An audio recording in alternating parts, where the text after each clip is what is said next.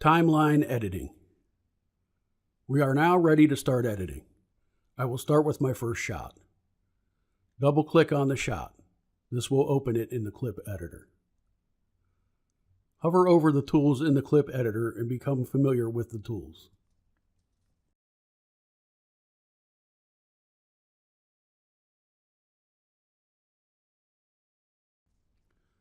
Drag the playhead back and forth. Now drag the playhead to where you want the clip to start. Click the Mark In button or hit the I key on your keyboard. Notice that a blue marker is placed where the playhead is currently located.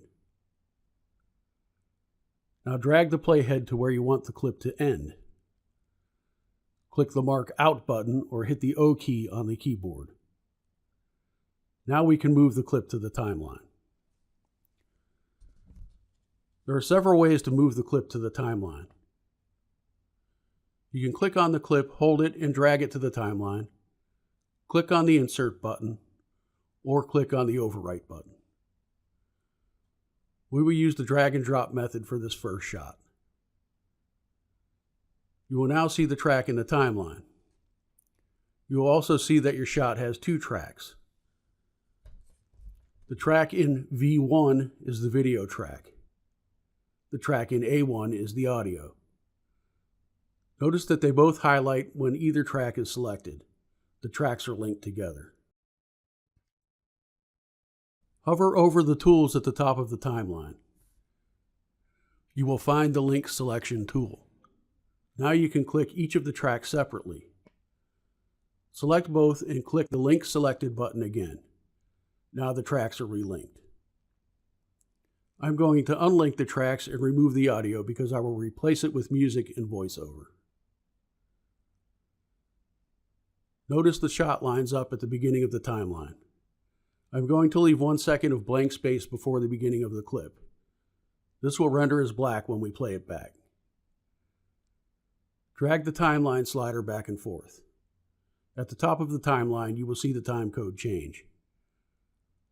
Starting at the left of the time code, the first 2 digits are hours, the next 2 digits are minutes, the third 2 digits are seconds, and the last 2 digits are frames. As you drag the slider, note that the frames count to 30, then start over again when the slider gets to 1 second. This is because the video was shot at 30 frames per second. Drag the slider just past the 1 second marker. Tap the left and right arrows on your keyboard. The slider moves 1 frame at a time. Using this method ensures you get exact timing. Move the slider until it is at 1 second. Now, click and hold the video track and drag it until the beginning of the clip lines up with the playhead. Notice that the clip will snap to the playhead. Now we are ready to add another clip. I will double-click Shot 2 to load it into the clip editor. I will trim the clip and mark in and out points.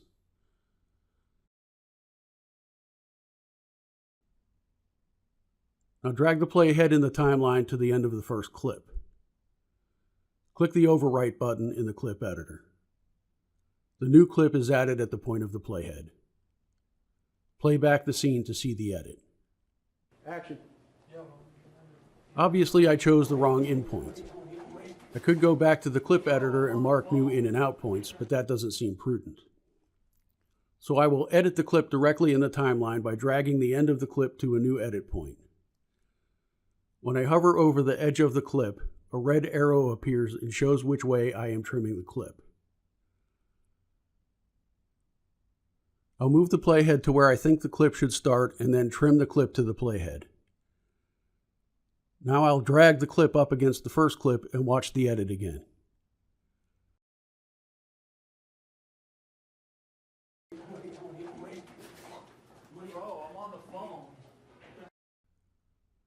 Now the clip ends too early, so I will trim the clip in the timeline to where I want it to end.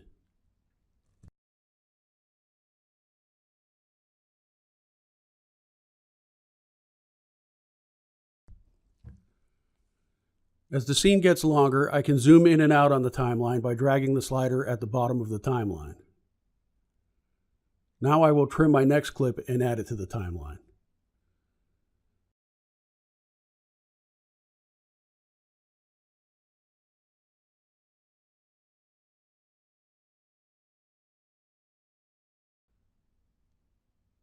Now I'll continue editing until the entire sequence is done.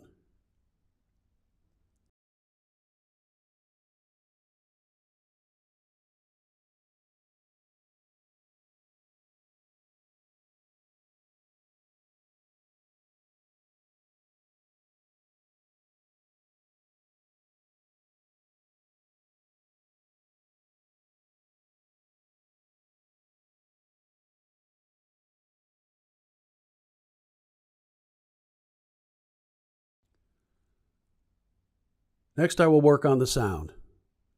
I'll remove the audio in places where I don't need it and trim the audio I want to keep in the timeline.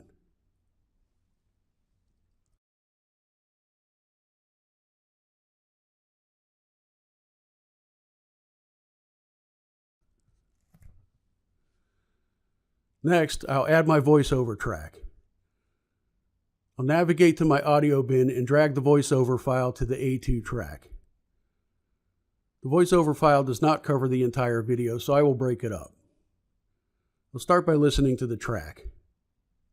I'm late for a very important date.